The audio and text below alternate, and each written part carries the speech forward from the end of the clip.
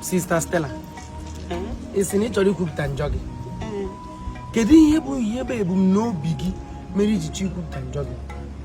Ị na-ekwupụta njọ gị ka asa gị njọ ka ị bụrụ onye nwere onwe ya.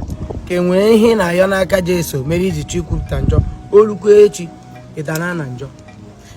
Mayo Chineke kemgbe ka onye m nwa mkpụrụ nke afọ anwụgo m ụrọ, anwụgo m apịtị, anwụgo m nta, anwụgo m imo, ka Chineke wee nye m mkpụrụ nke afọ.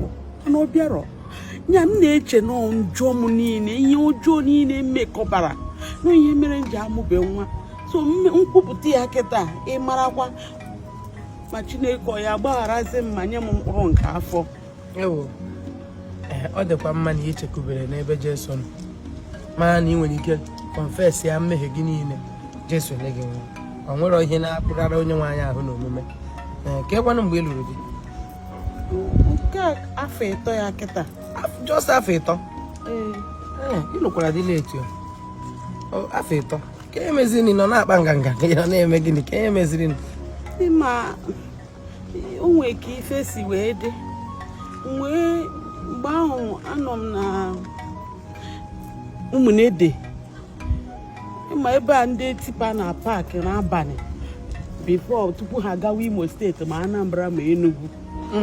Anọ m ebe ahụ, ụmụ nwoke a na-abịa paakị moto ha paakịcha ihe ọwụ na ha rikọbara na hụ m ka a ga-agbụ ya. Obinigwe nọkwa be gị. Chere godi enwe ihe m chọrọ ịghọta. Ya ewu ndị okotikpo, ya okotikpo ndị anọ na Ụmụnede. Mgbe ahụ adị m yọnga. Ịdị yọnga? Wee si ebe ahụ pụọ. Ndị enyi m nwaanyị wee sị m na ọ na-ahapụrụkwa na kedu afọ obodo ahụ? Agbọ nke anọ nso n'Ụmụnede. Agbọ bụ leta ka m bịara Agbọ. Ị bịakwuru Agbọ? Libya. Anyị were ụkwụ wee gagide gacha desert. Abịa gaa Libya. Wee nọrọ ebe a wee na-eme. Chere godo, chere nwe ihe m chịghọta. Ịbụ otukoro moto ndị a gara shi Ụmụnede gaa Agbọ gaa ma Libya ma ihe niile tupu gị lụọ di gaa rịcha ihe a bịazie ihe Jesu Kristi. Ị na-ide ikwu m ga-ekpere gị ekpere. Libya wee gaa Italy. Ị gakwuru m Italy? Ha ga-eme Italy wee ruo Italy, ndị oche were anyị na-agba bọọlụ. Ha richaa ha were osisi na-adụnye anyị anwụchakwana m anwụcha n'Italy. Wee bunata m ebe Jesu ga-elekwasịkwana anya nye gị nwa. Wee kwụsịzie na Agbọ ka ị nọ India. Chineke wee mekwa na amara wee nye nwoke a na-anọ m nkịta. Nwoke anwagokwara ike ya for 3 years kịta. 3 years adịbe m adị, ime apụbe m, ọwụ na ime apụgo m adịtụkwanụ mma. Elekwana ebe o si apụ. Ọpụbe m, ọ batabedị m ya fọ na ọ pụrụ apụ. Ọ ga-abata na-abata. Chere, elekwana ebe ị chọrọ ka o si pụọ. Ime ga-abata na-abata ka ọ fọ ọpụpụ. Ihe ka m na-ekwu na ọ batabe. Ihe mere na keesi gị dịkwa o shikwara ike o shiri nnukwu ike. Nke a ga-eziri gị na Jesu Kristi. Onye nwa bụ onye pụrụ ime ihe niile. Anyị nwa bụ mmadụ asa anyị ya bọrọ ụbọ ma anyị akọchala mmadụ ma anya jọji dịrị Jesu, ikpe dịrị Jesu. So m ga-anara gị nye n'aka Jesu. Ị na-ayọkwa na-atọ onwe gị n'ala na-arịọ Jesu. O nyere nwaanyị plenty nwaanyị a ka ị hụrụ ha n'akwụkwọ nsọ, ma ndị nọ 90 years ma ndị nọ 70 ha tọrọ nke gị aga adị n'iche. Ịghọtago, aga m abịa bịa jọji wa gị, ọ dị m n'aka jọji gị. Nwaanyị aga mechie anya gị. Nwaanyị aga nke na-enweghị nwa n'ebe na-agagharị, olee mgbe Chukwu ga-echeta m? Nwaanyị aga nke na-enweghị nwa n'ebe na-agagharị, olee mgbe Chukwu ga-echeta m? Nwa m ebezina, oru m ebezina chere, Chineke ga-enye gị nwa mgbe oge ya ruru. Asị m gị chere, Chineke ga-enye gị nwa mgbe oge ya ruru. Kwuo mgbe oge ya ruru. Asị m gị chere, Chineke ga-enye gị nwa mgbe oge ya ruru asị ndị chere Chineke ga-enye gị nwa oge onye ruru oge onye ruru efechere m Chineke ọkpọrọ gị fada nwa abaka akpọgo Chineke eche m na ihu ọkwado ụzọ ka ajọs kpọgo nkịtị gị were isi anya oge aga hụche. Don't you see? Don't you listen? There are things difficult for man to do, and there are things God will not consider. He has made it the way He should made it. There's no revocation and there's no revivification.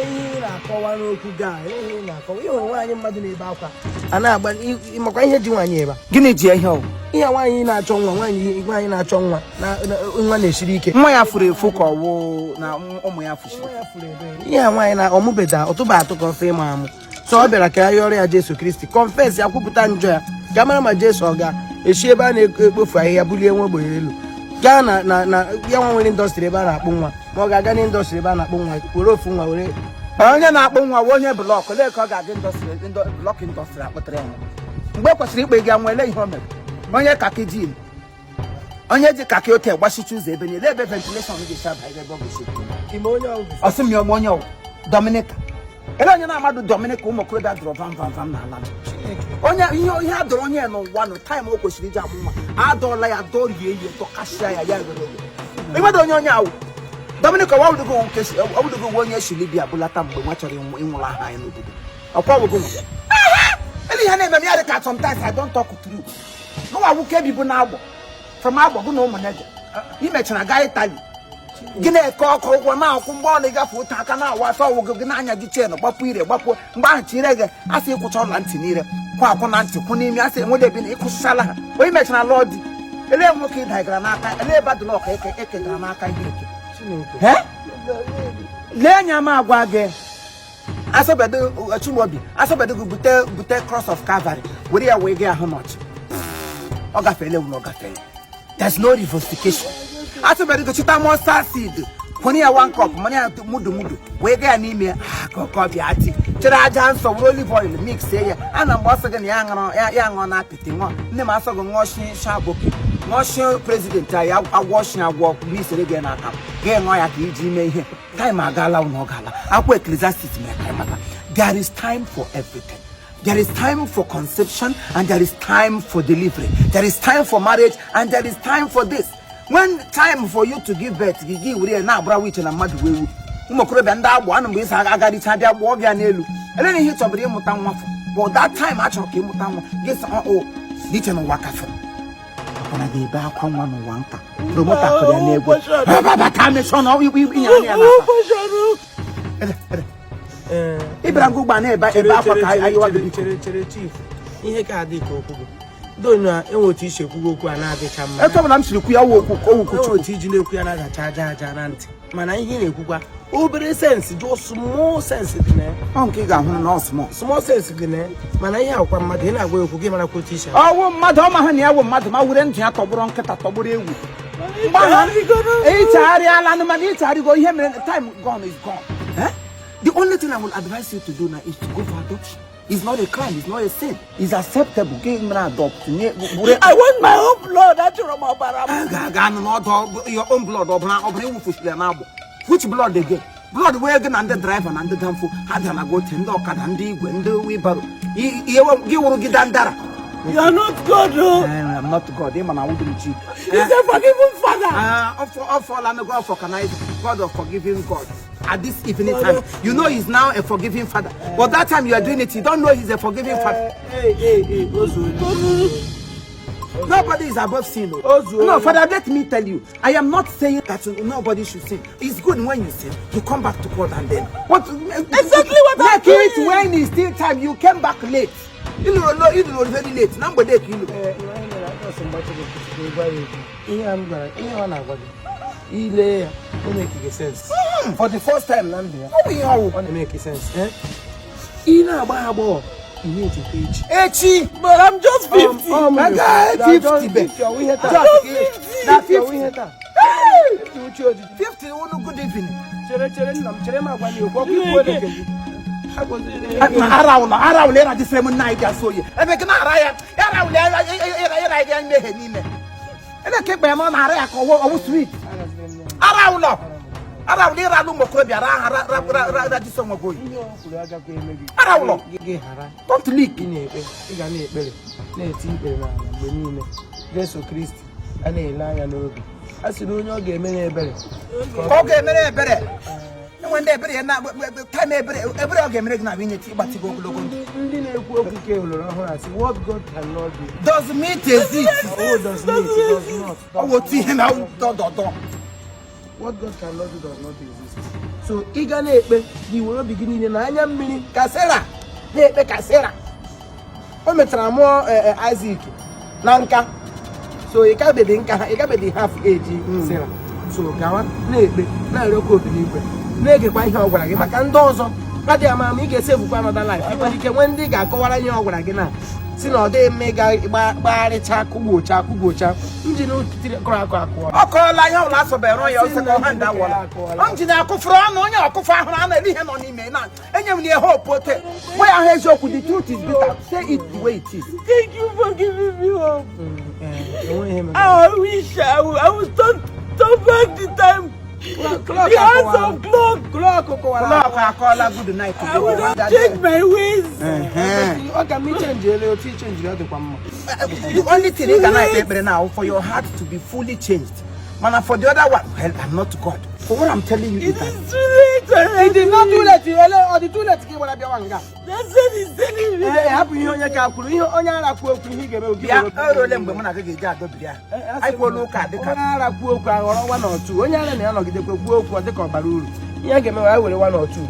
Now he put I won't know cooking in making sense.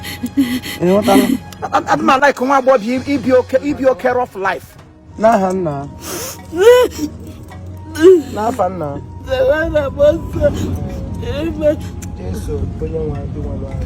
Ka ịbata n'ime olu abata n'ime mmụọ onye a. Bịa mere onwe gị. Ka ụwa mara na ọ gị buchi n'afa nna na nwa na mmụọ nsọ. Nwa gawa. Lawa just gị na di gị chijie n'abalị before na na-eme anything unu na-ekpe ekpere.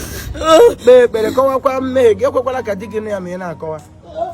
Ị nwere ọnụ ọjọọ nna. Ka ewe eziokwu na ị nwere ọnụ ọjọọ. Ị nwere ezigbo ọnụ ọjọọ ọnụ gị na-esi karịa obi. Ihe na-agwa onye a na ọ style a ka ị kwesịrị iji agwa ya ebe ịma mmadụ mara mgbe ọ nọ ebe a mara mgbe ọ nọ ebe a mara mgbe ọ nọ ebe a gị hụ anya mmiri n'anya ya gị nwee obi ka na-akọ eri mgbe m hụrụ ọbara n'anya ya ka m ga-eji akọrọ ya mgbe ọbara gbapụtara n'anya ka m ga-eji akọrọ ya sị gị tell the truth, spare the rod and spare the child. Spare the rod and spare not the rod and spare the child. Oh, you have proverb of our time. So do not paint words. Today, let me tell you something. Do you know why today's Christianity is falling like this? It's no longer the way it used to be those days when we were growing up. It's because we have hidden the truth from the members and from the people who ought to hear it. Oh yes.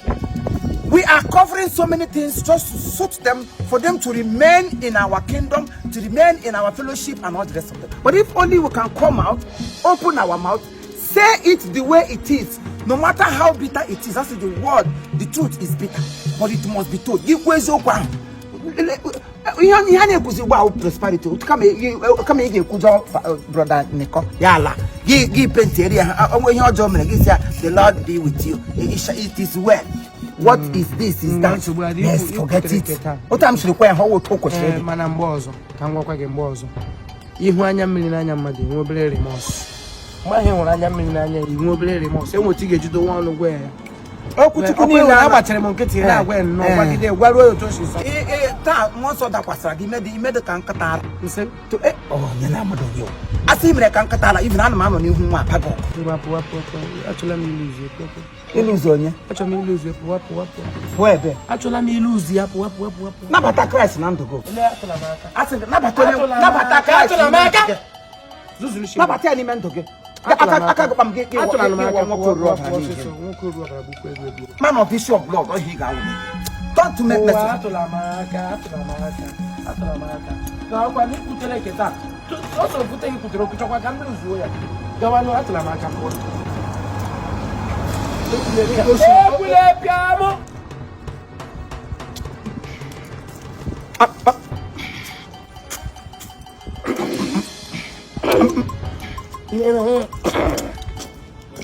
na-ebugharị isi dị ka blọk Ejibida.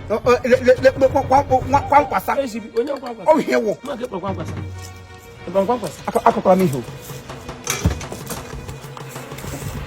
Jehova bụ agha megide. eluigwe na elu ụwa bụ agha megide Jehova bụ agha megide. nna m nwụrụ anwụ buole m ga-agha Agụrụ bụkwa onye na-enyere gị aka. Agụrụ bụ onye na-eshi ebi. ibi takwa onye yiwere Onye na-eshi ebi ga agụrụ bụkwa ya. idiot iwu blanda fu aga m eji equilibrium kwụọ ọgụ ka aka m Ji Genesis 14:4. A na-eji Luke 14:18 mee gị ihe. ka iji nuke ka iji akwụkwọ iji verses eme ihe Ị ga-aga na Proverbs 16:17. Ị ga-ala o. ebe onye oshi itinye aka na proverb ihe na-eme ma itibedi ya napụta ndụ gị n'ọbara oshi gị bụrụtụkwa agbụrụ fada agbụrụ bọọlụ ọgụ na-agụje ego fada ahịa fada Anyị ga-eji Luke 19:60 mee gị ihe. nke ka m luku gegokwa luku we Luke 19:60 si na luku gbuole m gụ look unto your future to your look onye oshi For I shall stand against my enemy, and they shall shout. Ị ga-eti mkpu. for I shall beat my enemy and he shall cry adịla m nso nwoke luku